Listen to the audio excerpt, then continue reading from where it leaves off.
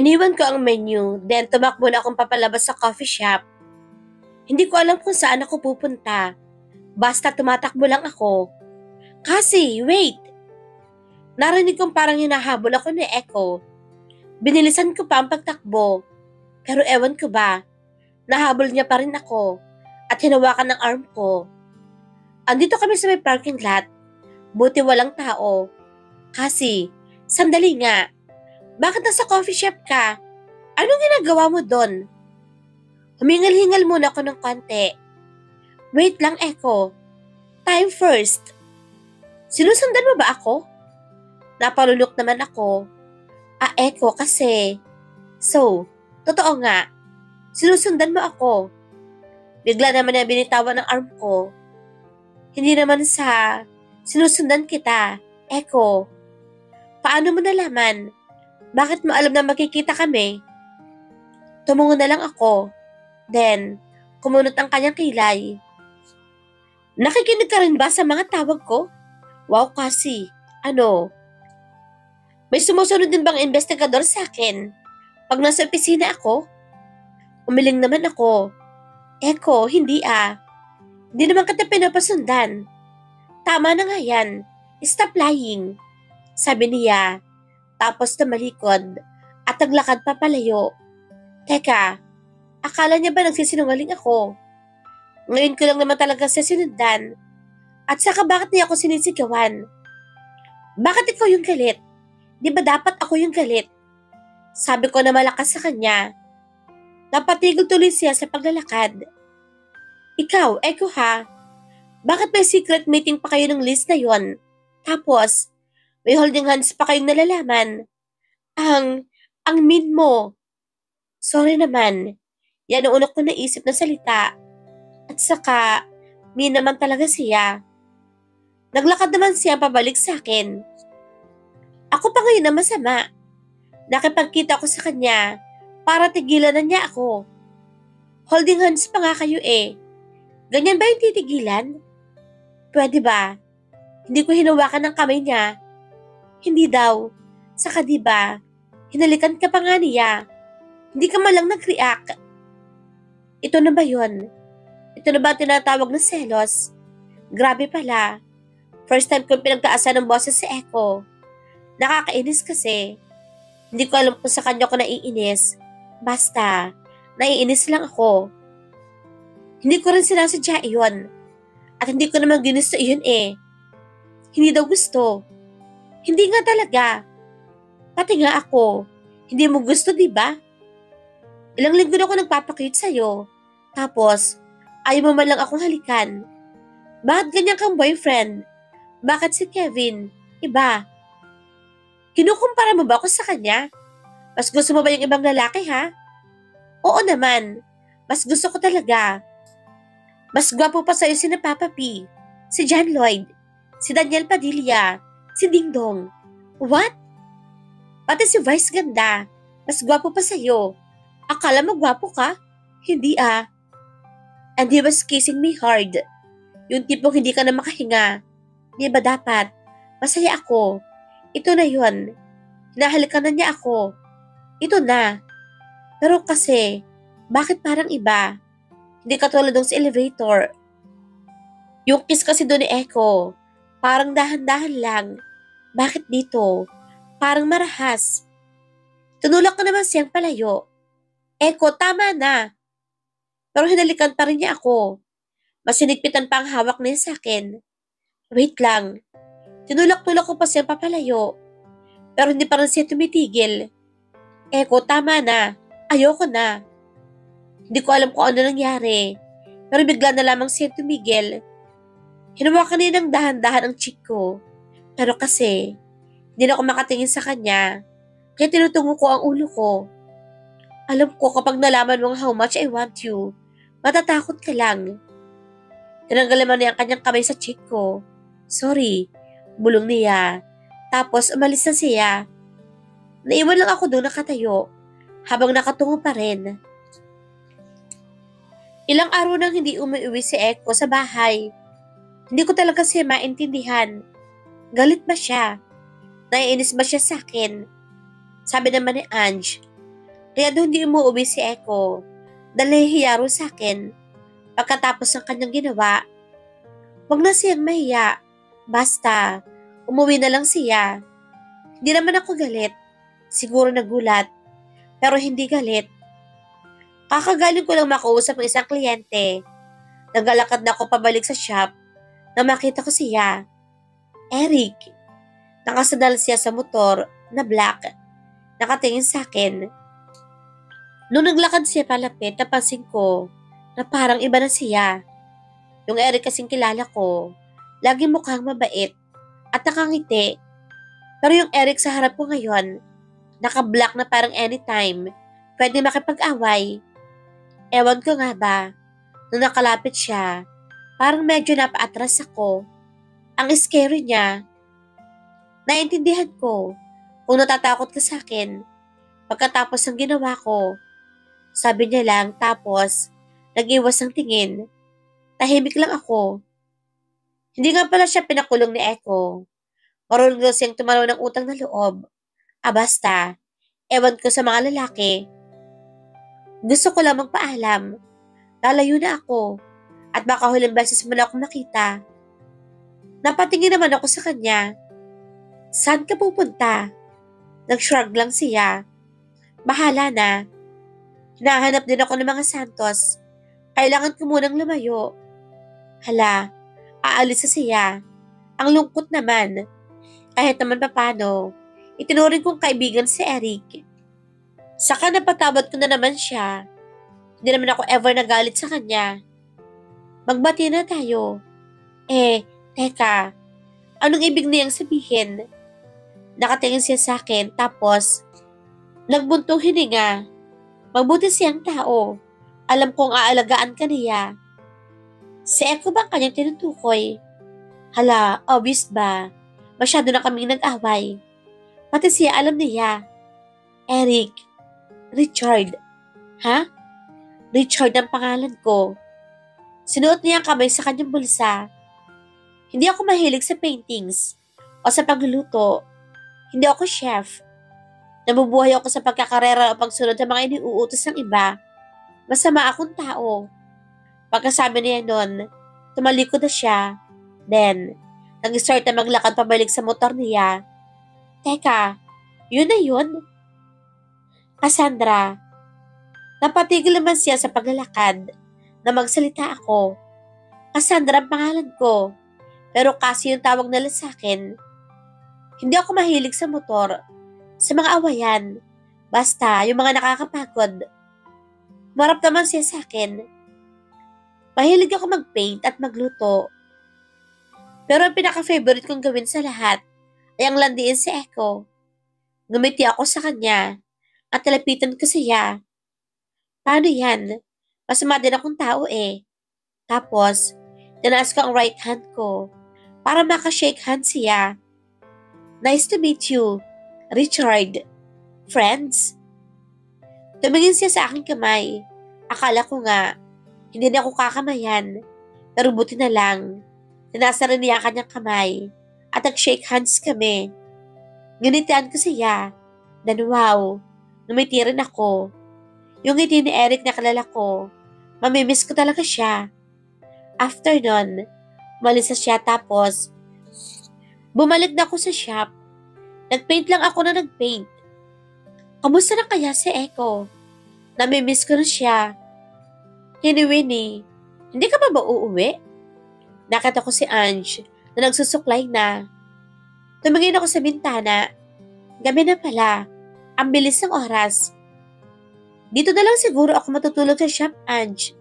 Wala naman akong kasama sa bahay. Hindi na naman kasi uuwi si Echo. Di malulungkot lang ako. Lapitan naman ako ni Angie. Kasi, hindi pa ba kayo ayos? Mag-usap na kasi kayo para matapos na. Paano naman kami mag-uusap? Hindi naman siya umuwi eh. Akin na nga ang phone mo? Ha? Nasaan ba ang phone mo? Akin na. Pahiram. Andun sa bag ko. Kinuha naman ni Angie ang phone ko sa bag. Teka Ange, sinong tinatawagan mo? Asawa mo? Sino pa ba? Napatayo naman ako. Ange, wag na. Akin ang phone ko. Oh, shut up, Tini Winnie. Ayaw mo ba siyang makausap? Ayaw mo ba magkabati kayo? Gusto. Yun naman pala eh.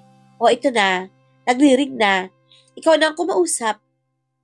Binigay naman niya sa akin ang phone ko. Tinawagan ni Ange si Echo. Pero teka Ange, anong sasabihin ko? Malamang, yung gusto mong sabihin. Ano bang gusto mong sabihin? Gusto kong sabihin, ang dami. Gusto kong mag-sorry. Gusto kong sabihin na hindi ako galit. Gusto kong sabihin na miss ko na siya. Sinagot na yung phone. Hi, bahala na. Hello, Echo. Hello. Napatigil naman ako. Bakit? Bakit babae ang sumagot sa kanyang phone? Hello. Sabi pa ulit ng girl. Anong sabi? Magsalita ka. Bulong naman sa akin ni Angie. Napalunok naman ako. Sino to? Asan si Echo? Pwede ko ba siyang makausap? No, sorry. Busy siya eh. But you can leave your message to me. I'm Liz, his girlfriend. Hindi na ako nakasagot. Napansin siguro ni Angie ang mukha ko. Kaya lumapit siya sa akin. Hoy, anong nangyari? Anong sabi ni Echo? Bulong niya sa akin. Nakatulala lang ako habang hawak ko pa rin ang phone ko. Akin na nga. Ako ang kakausap. Hinablutan naman ni Angie ang phone sa akin. Hello, Echo. Ano na naman bang ginagawa mo dito kay... Hello, who are you? Lumaki na naman ang mga mata ni Angie. Excuse me? I want to talk to Jericho Tan. Ibigay mo nga sa kanya yung phone. Sino ka ba? Pagkataray ni Angie sa phone. Umupo na lang muna ako sa sofa. You liar. May asawa na si Echo. Bigay mo na nga lang ang phone sa kanya. What did you just call me? Excuse me? Sa ganda kong to, ikaw ang bitch, no? I don't believe you. Ang mga pangit na kagaya mo, napakasinungaling. Hello? Hello? How dare you? Binabaan mo ako ng phone. Nilapitan naman ako ni Angie. Sino ba yun kasi? Ang kapal na mukha. Busy daw sila ni Echo together. Ew. Kapal niya. Hindi na lamang ako sumagot. Niyakap ko na lang ang legs ko. Sino ba siya sa akala niya? Wala akong pakialam kung model ba siya at malaki ang hinaharap. Ang landi naman niya. Ito namang si Echo. Bakit pinagamit sa babaeng iyon ang kanyang phone? Hay, nakakainis na. Nakakainis talaga. Tahimik pa rin ako. Magkasama ba sila ni Liz ngayon? Kaya ba, di siya umuwi ng bahay? Dahil magkasama sila palagi. Ayoko na talagang mag-isip. Kasi ano ka ba? Uupo ka lang ba dito? Di mo ba susugurin yung babaeng iyon? Malandi siya. Mga agaw. Bitch. Babe, bakit ang init naman ng ulo mo dyan? Dumating na si Kevin. Susundin na niya si Angie. Hey, gorgeous. Lumapit naman siya sa akin. Oh, bakit parang emo ka? Nginitian ko lang si Kevin. Hay nako, babe. Nako, pigilan mo ako. Makakapatay ako ng tao eh. Nanggigigil talaga ako. Nagwawala na ng konti si Angie. Bakit, babe? Ano bang nangyari? Chill lang. Kasi naman, may babae ng etutsera na, Ange, tumayo na ako. Sige, umuwi na kayong dalawa. Baka matraffic pa kayo. Pero kasi, dapat sigurin na natin ngayon ang babaeng iyon. I trust him. I trust Echo. Nagkatinginan lamang ang dalawa. Kaya ngumiti lang ako. Sige na, umalis na kayo. Okay lang naman ako eh. Nilapitan naman ako ni Kevin. I don't know what's happening. Pero hindi ka namin pwedeng basta na lamang iwan dito. Ihahatid ka muna namin. Okay? Sige na kasi. Umuwi ka muna. Matulog ka na lang muna doon. Suggest naman ni Ange. Nagnad na lang ako. Tapos ayun. Hinatid muna nila ako sa bahay. Sabi pa nga ni Angie, Dito na lang siya matutulog. Para daw sleep over. Pero alam ko naman, concerned lang siya sa akin. Nung pinauwi ko na sila, nagtry ako matulog. Pero paikot-ikot lang naman ako sa kama. Kahit ayoko mag-isip, kahit ayokong isipin, bakit kung ano-ano pa pumapasok sa utak ko. Siguro kasi I'm hoping na maririnig ko ang kotse ni Echo, yung footstep niya. Gusto ko maniwalang uuwi siya. Pero kahit madaling araw na, hindi pa rin siya umuwi hanggang sa nakatulog na lang ako. May tumatawag sa akin kaya nagising ako. Hello? Nasisilaw na ako sa araw. Umaga na siguro. Feeling ko, kakatulog ko lang. Hello, Cassie. Tulog ka pa? Tanghali na ah. Si Kev pala ang tumatawag. Kinusot ko naman ang mata ko. Tapos nakikab. Late na kasi ako nakatulog eh. Teka Kev, bakit ka nga pala napatawag? May problema ba? Ewan ko nga ba, hindi ko rin alam. Umupo naman ako sa kama. Ang gulo naman itong si Kevin. Si Ange, bigla kasi siyang umalis. Ayaw magpasama. Sabi niya, may susugurin lang daw siya. Ha? Teka, saan siya pumunta? Nagising naman akong bigla. Hindi kaya, may address siyang hinahanap kanina pa. Pakiramdam ko, doon siya pumunta.